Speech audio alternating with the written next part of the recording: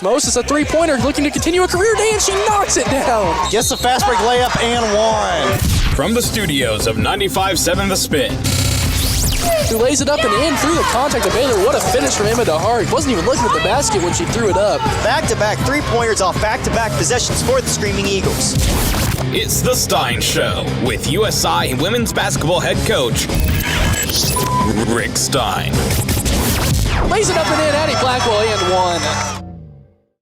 95.7 The Spin presents The Stein Show, the weekly coaches show with USI head women's basketball coach Rick Stein. Once again, I'm the host, Nathaniel Barbie, and I present to you episode number 5.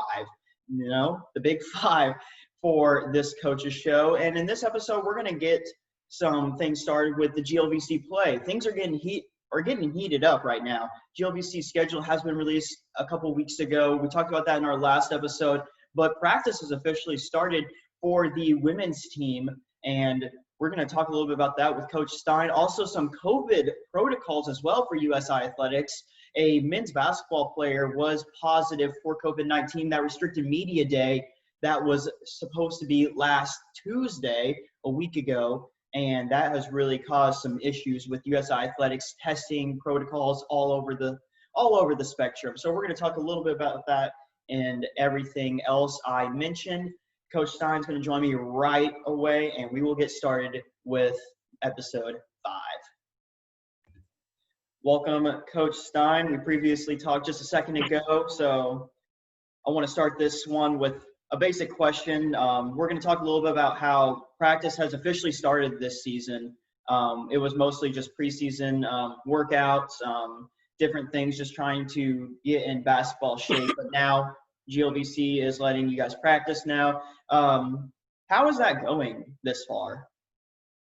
Yeah, when we get to get on the court with our team, whether it's preseason workouts or official practices October 15th, we really try to treat them all the same. We're limited with how much time we get with a ball in hand before October 15th. It's 4 hours a week, but 8 hours total, meaning you could do strength and conditioning work the other time, weight room stuff, whatever it is. And then once you hit October 15th, then all of a sudden that 8 hours grows to 20. And you could use every single ounce of those 20 hours in any way you want, whether it's, weight room or practices or whatever the case may be. We look at them all pretty much the same, but obviously at different stages of the year, we're doing different stuff and a lot more skill development and skill work early, trying to teach things how we want to do it and how we play it, and whether it's offense or defensive skill work, those kind of things. And then of course, when we get into, more toward the meat and potatoes of it now, how do we put those things to good use? How do we compete in those things? One of the things that I like to have when it comes to practice time is for it to be competitive. We teach different things. We got to teach how we're going to, run this or do this or run a play or run a defense. And then once we learn the skill of it, what we try to be as competitive as possible. It's just, I've had it both ways as a player and throughout my time as a coach. That my thought is when we're competing, to the fullest, that makes it as much like a game as we can make it. So yeah, I think the level of the competitiveness has risen up because of the time frame that we are in, that October 15th time frame and the amount of time we're in the gym doing it together. So I think once we got to that aspect on the 15th, I think our competitiveness is raised up and our intensity level, because of that competitiveness is raised up and we're off to a good start. I like our early practice here a lot. I think we've improved tremendously in this first 3-4 days or whatever it's been, and hopefully we can continue that this week. What is really the biggest difference between, as we would call preseason practice to regular season practice as you are in now? Yeah, again, it's I just the amount of time, and I like to believe that we're going hard all the time. When we show up, there's there's no reason to not make it, as hard as we can go. We want to put full effort in at all times, and we play hard and we play smart. It doesn't matter if it's preseason or regular season. We're getting more stuff in right now for sure. We're talking different defenses, different offenses, things that and under OBs, side OBs, you put in things that are going to be game related now, and when you get to this point in time, you realize we're getting closer to competition. So the use of practice time is a lot of how can we shore up the things we do, how can we get better at the things we do, how can we find opportunities for different players in our stuff to grow and get better, and that's what I like about what I've seen of our bunch, our improvement. And we've said it from day one, Nate. We're young, and we got a young bunch, only 4 upperclassmen, and that means there's a lot of young faces out there. But we don't treat it that way. We got to put the work in, and let's try to improve daily. And I think we've had a lot of improvement. Could you possibly describe maybe just a regular day at practice, what you guys usually do? Yeah, there's a lot of different aspects to the practice, but some of it just depends on the nature of the day and what we're trying to get out of that day too. But there's always there.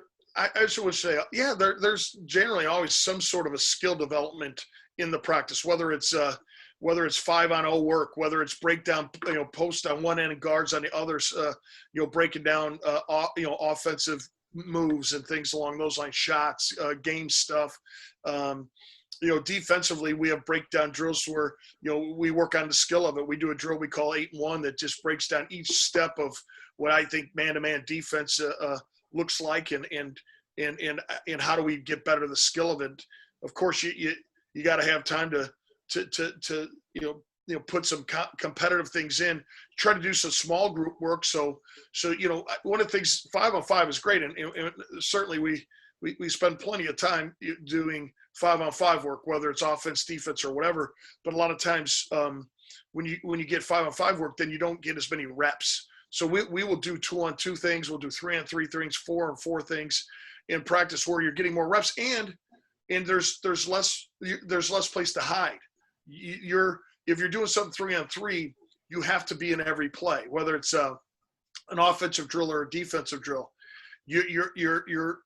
What you're doing is extremely important, and then that kind of builds into some of that live 5-on-5 stuff. So, but yeah, again, it's a lot of it depends on what we need to get better at that certain time. Maybe we had a practice where we found out we're not good at something or as good as we thought we were, and you put more time into that the next day. And or even when you get into season, you're talking about scouts. Who are we playing against? Hey, this team's going to pressure us, so we got to work on our press offense more. This team's can really shoot it. We got to work on keeping the ball out of certain people's hands. And when you get to season, there's a lot of game prep and scout prep where you're trying to take away other teams and other players' strengths on other teams. Now, I want you to be truthful with me. Did you really think you'd get this far into the season with COVID? Wait, man, there was a time I didn't know if we'd all be back on campus. There certainly was. Excuse me. There was a lot of question marks, and truthfully, every day as we have moved forward, I'm just being prepared to be flexible, to be ready to go with whatever we might hear next, and to stay positive with it, because we could hear something different tomorrow. Again, we had a different schedule than we have right now. We were supposed to start playing, I think it was November 13th was the original schedule, and that got pushed back. I'm glad that we still have a schedule. I'm excited that schedule's out there, and we're still going to play games. But so many things are changing, and the whole situation is certainly a moving one. And right now feel great that we're in mid to late October. We're on that court practicing, and we got our team in that arena and working out and getting ready for a basketball season and hopefully competing in every way, shape, or form for some great things. So certainly excited about being where we are and moving forward and pushing forward to a season. And I briefed it earlier in my introduction. Media Day was supposed to be last Tuesday, but due to COVID protocols, there was some contact tracing that traced back to a couple of USI student athletes. Could you update us a little bit on that? Yeah, I mean, obviously, the mindset is always to be safe and to put health, everybody's health, at the forefront. And I think that with that being said, I think that was certainly the mindset of that decision making. That if there was anything along those lines, that the powers that be, the people in charge were going to make sure that everybody's safe and healthy, and the right decision was made. You postpone it, we'll do it another day, and certainly keep all not just players and coaches, but media and everybody else in the right place when it comes to following the rules and doing it right. And was this maybe a wake-up call for you, saying that this is here, this is real?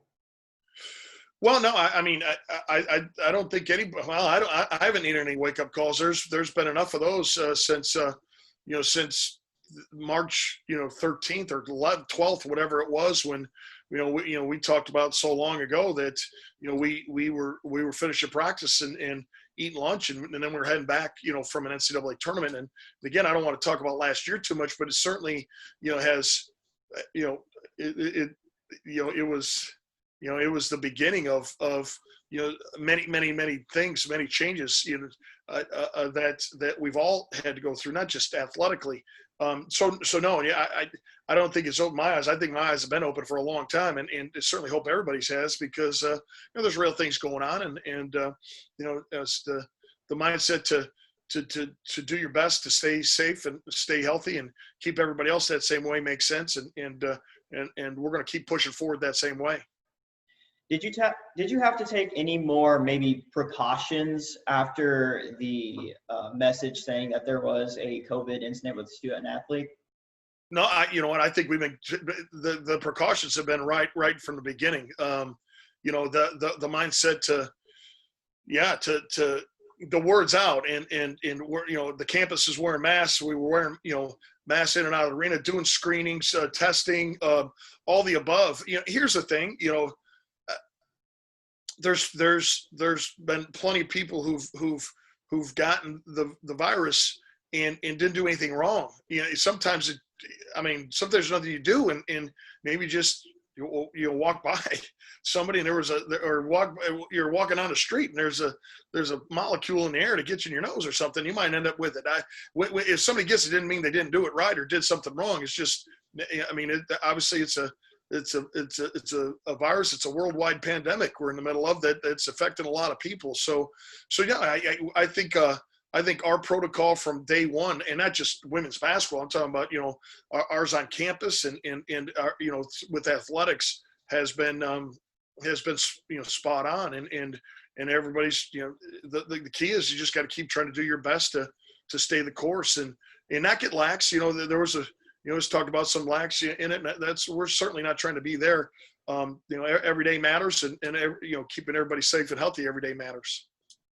And I want to move forward to another segment. I want to talk about the GLVC schedule. We touched on it a little bit last week with you and Ashlyn here, and the GLVC schedule is released. November 27th is the start date. We've got 5 straight home games coming up, but really, how excited are you to be able to be starting? It's so close. Yeah, and here's the thing. We it's just like we talked last time. This schedule is tough and it's unforgiving, and there's no there's no get ready days. The preseason or the pre-conference season games. Hey, play that non-conference schedule and get ready for conference play. Those exhibitions and scrimmages that you can usually rely on to see where your team is and get ready.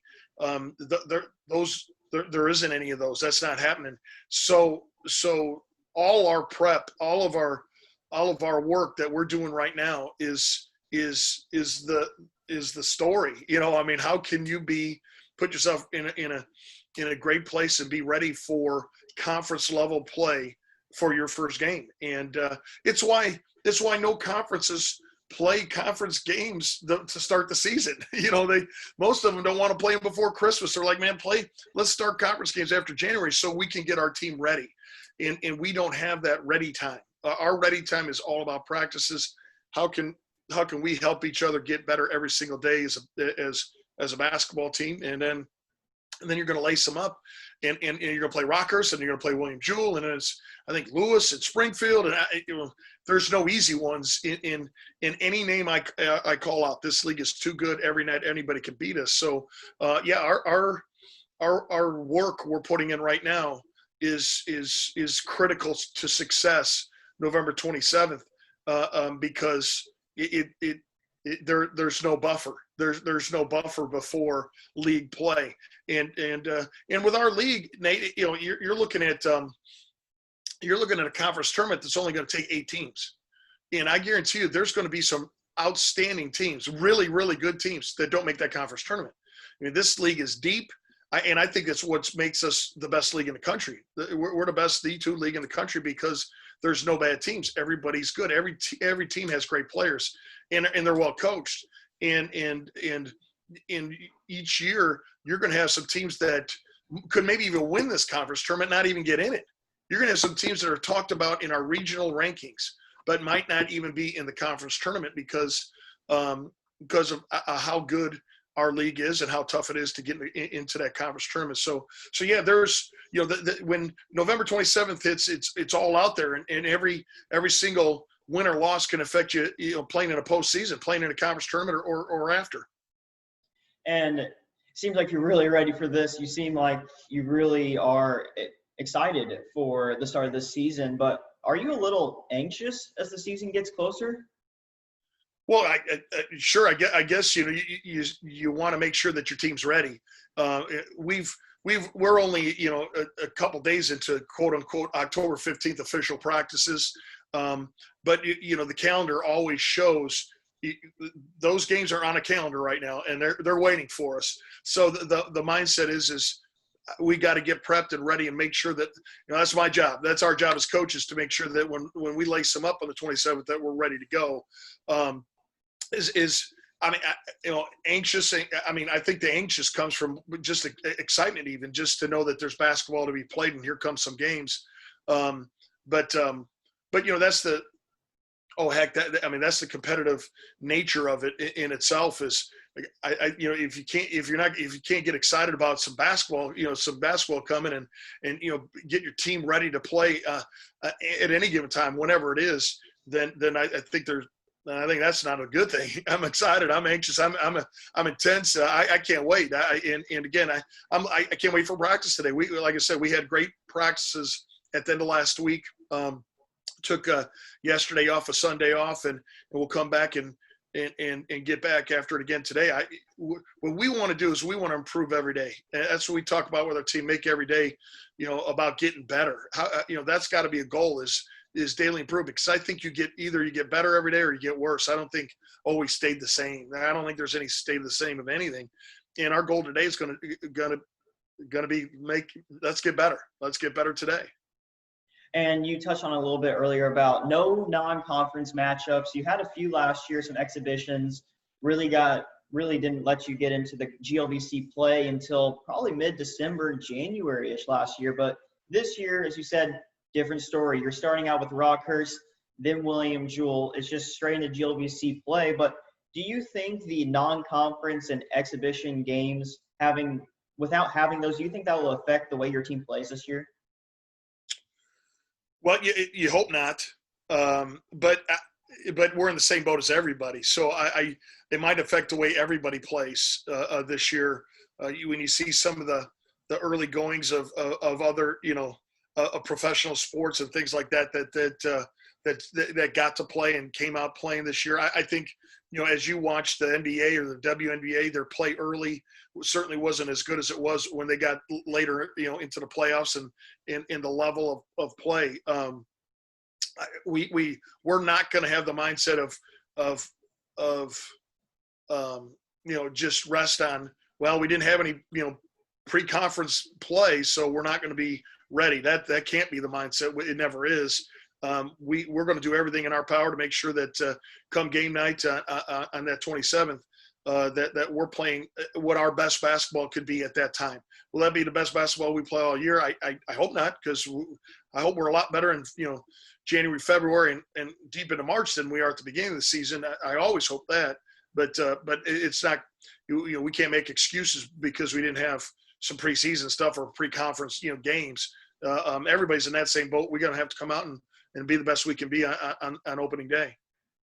22 games this season, 11 of them are on the road. It's a lot different than last year. It seemed like we were on the road every so often, almost Wednesdays to Saturdays, but very limited travel. Do you think this could actually have a positive impact on your players?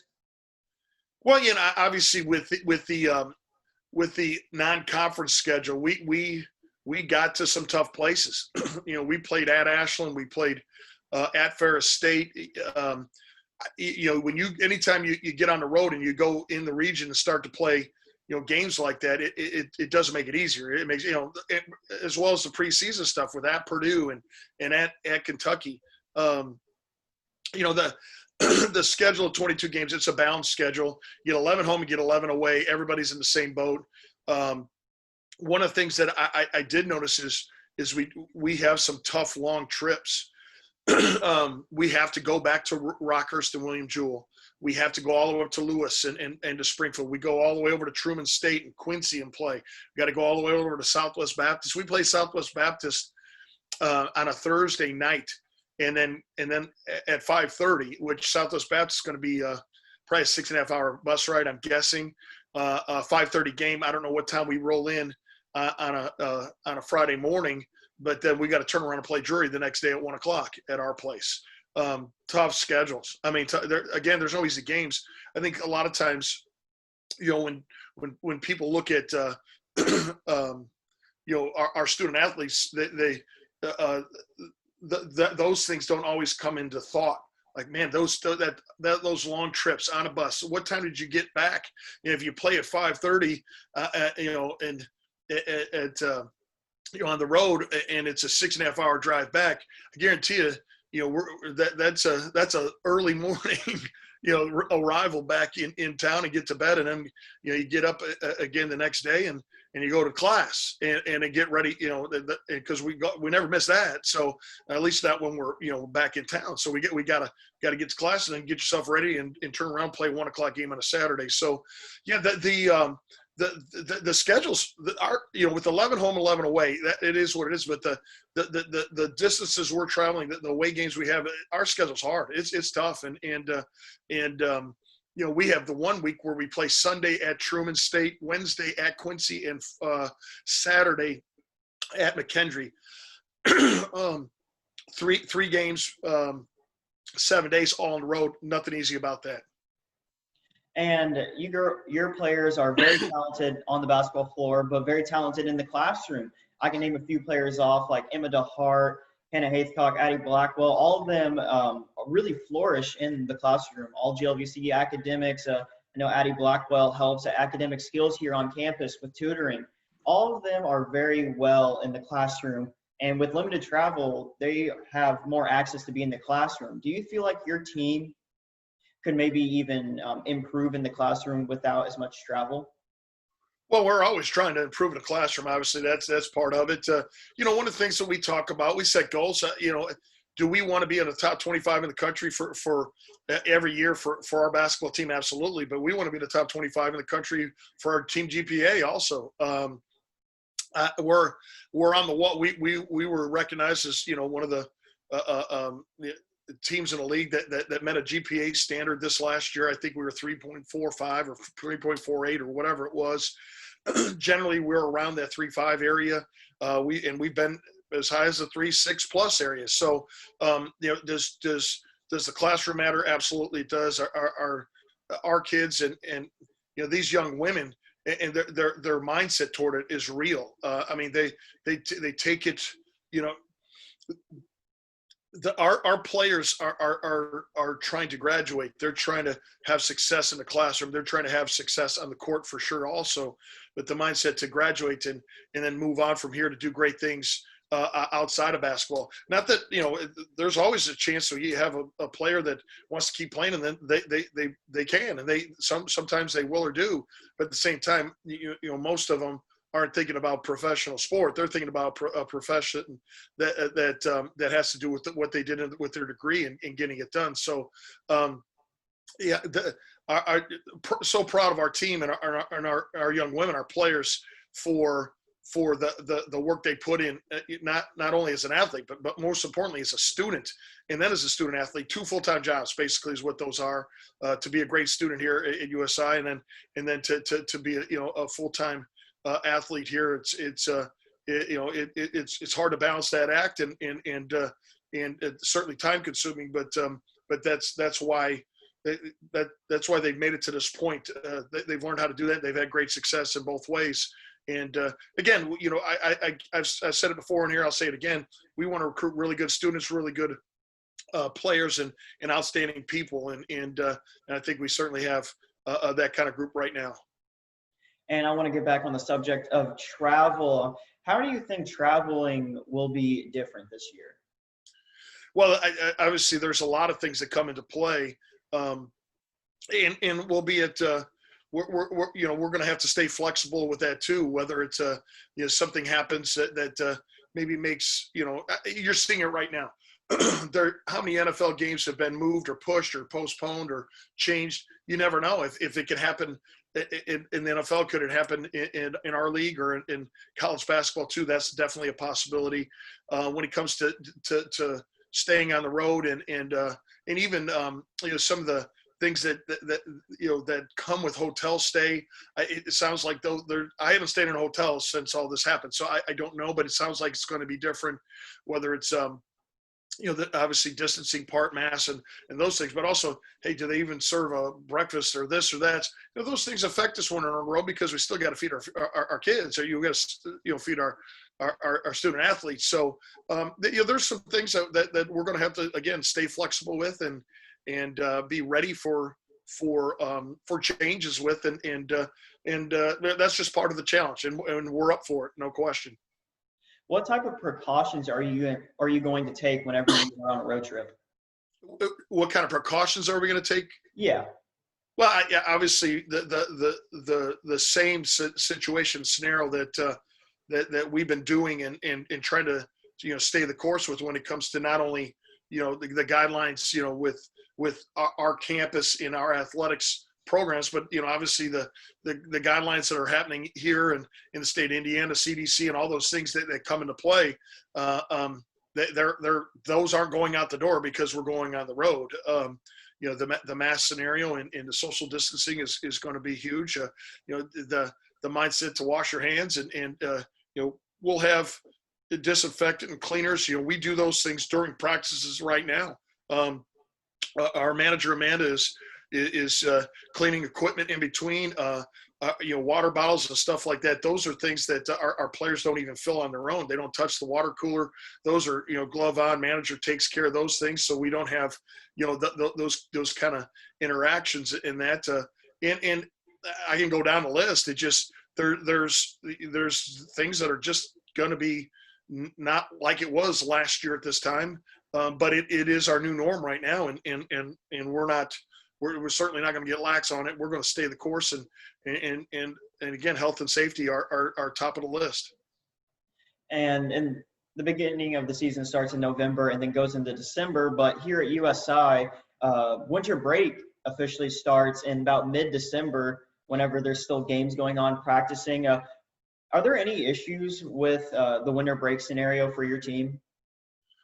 Well, not that I know of right now. I obviously it's a little ways away, but I think with what I'm knowing is that after Thanksgiving, you're going to have, I think, a week of virtual classes. Everything will be online, and then also finals will be that way too. So pretty much the campus, other than our student athletes that are in season, will be dispersing. We'll be going home. So I think it might change to the fact that there'll just be less people around. There'll be less people here on our campus while we're still in the middle of what we're trying to do and get better as a team and win games. Obviously I think our last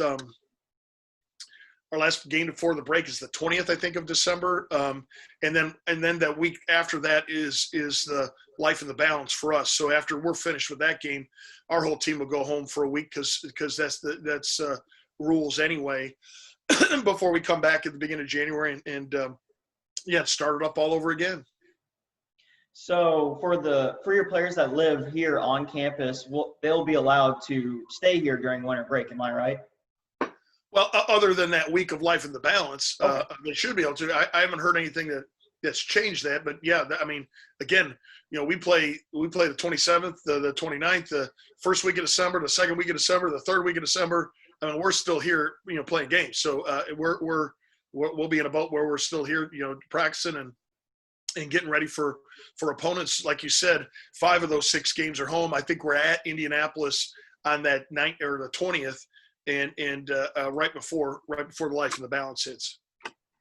And as we begin to close our discussion, I want to, for my final question, it's something that we talked about earlier, is that we actually had to move our interview to a later time because of your player conferences, your one-on-one. Could you describe really what you've been doing with your players?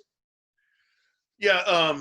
It's something that we do every year. I try to do individual meetings with our players and with our coaching staff. It's not just with me. It's with Coach Gatling and Coach Karp also, and you use that time to obviously not just talk basketball, but talk classes and things outside of basketball, how things are going in every way, shape, and form, but also to talk about different things that players can work on, how they're improving, what how they're fitting into the things that we're trying to do on the basketball court, what positions will they best fit competing, and those kind of things. We've had less face-to-face time this year than ever, of course, with our team. I think I said this last time.